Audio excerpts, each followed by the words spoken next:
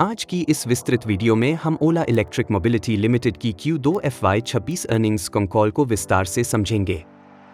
यह तिमाही ओला इलेक्ट्रिक के लिए रणनीतिक रूप से बहुत महत्वपूर्ण रही है, क्योंकि कंपनी ने न सिर्फ अपनी ऑटो बिजनेस में मजबूत प्रॉफिटेबिलिटी दिखाई है, बल्कि बैटरी एनर्जी स्टोरेज सिस्टम यानी BESS जैसे नए बिजनेस वर्टिकल में भी एंट्री की है।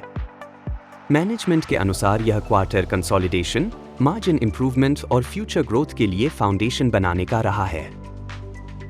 Q2 FY26 में ओला इलेक्ट्रिक की ऑटो बिजनेस का ग्रोस मार्जिन 30.7% रहा, जो कई पारंपरिक आइस कंपनियों से भी बेहतर बताया गया। यह मार्जिन इंप्रूवमेंट पिछले 2-3 क्वार्टर्स से लगातार दिखाई दे रहा है और इसका मुख्य कारण वर्टिकल इंटीग्रेशन, कॉस्ट ऑप्टिमाइजेशन और जेन 3 प्लेटफॉर्म की बेहतर एफिशिएंसी है। इस तिमाही में ऑटो बिजनेस कैश जनरेटिव भी रहा और लगभग 15 करोड़ रुपए का अंडरलाइंग ऑपरेटिंग कैश फ्लो दर्ज किया गया, जो कंपनी के लिए एक महत्वपूर्ण माइलस्टोन है। इस तिमाही का एक बड़ा हाईलाइट ओला की गीगाफैक्ट्री का कमीशनिंग रहा, जिसकी शुरुआती कैपेसिटी 2.5 GWh है और मार्च तक इसे 5.9 GWh तक स्केल किया जाना है। मैनेजमेंट ने बताया कि कैप्टिव बैटरी सेल्स के इस्तेमाल से लॉन्ग टर्म में कॉस्ट एडवांटेज मिलेगा और मार्जिन्स और बेहतर होंगे। कंपनी का मानना है कि 3-5 GWh के स्केल पर सेल कॉस्ट पैरिटी हासिल हो जाएगी और उसके बाद बैटरी बिजनेस खुद भी हेल्दी ग्रोस मार्जिन्स जनरेट करेगा। ओला इलेक्ट्रिक ने अक्टूबर में ओला शक्ति नाम से बैटरी एनर्जी स्टोरेज सिस्टम यानी BESS सेगमेंट में एंट्री की है।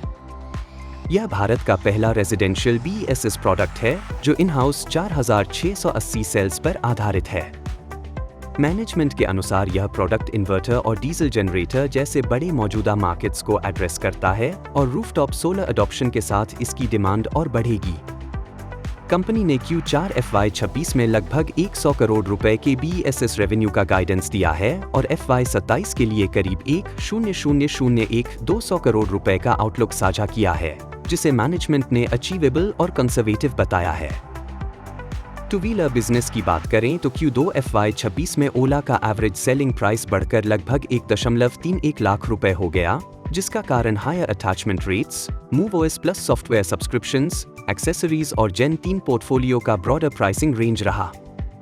मोटरसाइकिल्स का कंट्रीब्यूशन भी बढ़ा है और Q2 में कुल वॉल्यूम्स का लगभग 12-15% मोटरसाइकिल सेगमेंट से आया। मैनेजमेंट ने साफ कहा कि बाइक्स का रोल आउट जानबूझकर ग्रेजुअल रखा गया है ताकि क्वालिटी, सर्विस रेडीनेस और कस्टमर एक्सपीरियंस को मजबूत किया जा सके। PLI स्कीम को लेकर भी महत्वपूर्ण अपडेट दिए गए। Q2 में PLI का कंट्रीब्यूशन सीमित रहा, लेकिन Q3 से स्कूटर पोर्टफोलियो पर फुल PLI लागू होगा और बाइक्स पर PLI FY26 के अंत या FY27 की शुरुआत में आने की उम्मीद है।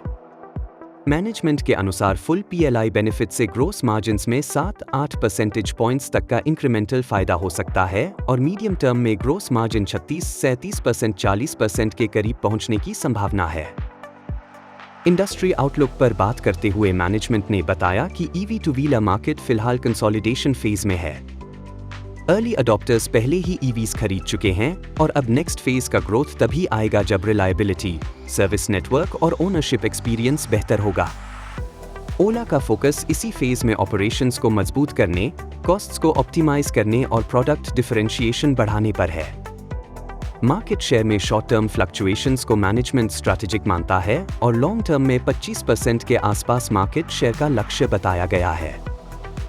सर्विस और ओनरशिप एक्सपीरियंस को लेकर मैनेजमेंट ने कैंडिड तरीके से चैलेंजेस स्वीकार किए हैं। हाइपर सर्विस इनिशिएटिव के तहत थर्ड पार्टी गैराजेस को जोड़ना, पार्ट्स को ओपन इकोसिस्टम में उपलब्ध कराना और ट्रेन्ड EV टेक्नीशियंस का पूल बढ़ाना कंपनी की प्राथमिकता है। मैनेजमेंट का मानना है कि यह अप्रोच स्ट्रक्चरल तरीके से सर्विस बैकलॉग और कस्टमर फ्रस्ट्रेशन को एड्रेस करेगा और पार्ट्स बिजनेस को एक प्रॉफिट सेंटर में बदल देगा।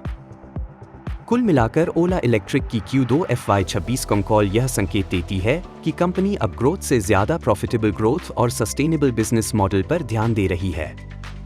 ऑटो बिजनेस में मार्जिन लीडरशिप, बैटरी मैन्युफैक्चरिंग में वर्टिकल इंटीग्रेशन और BESS जैसे नए रेवेन्यू स्ट्रीम्स ओला इलेक्ट्रिक को आने वाले वर्षों में एक डाइवर्सिफाइड EV और एनर्जी प्लेटफॉर्म बनाने की दिशा में ले जा रहे हैं। अंत में एक महत्वपूर्ण डिस्क्लेमर, यह वीडियो केवल शैक्षणिक उद्देश्य के लिए बनाया गया है। यह किसी भी प्रकार की निवेश सलाह नहीं है। निवेश से पहले कृपया SEBI रजिस्टर्ड इन्वेस्टमेंट एडवाइजर से सलाह अवश्य लें।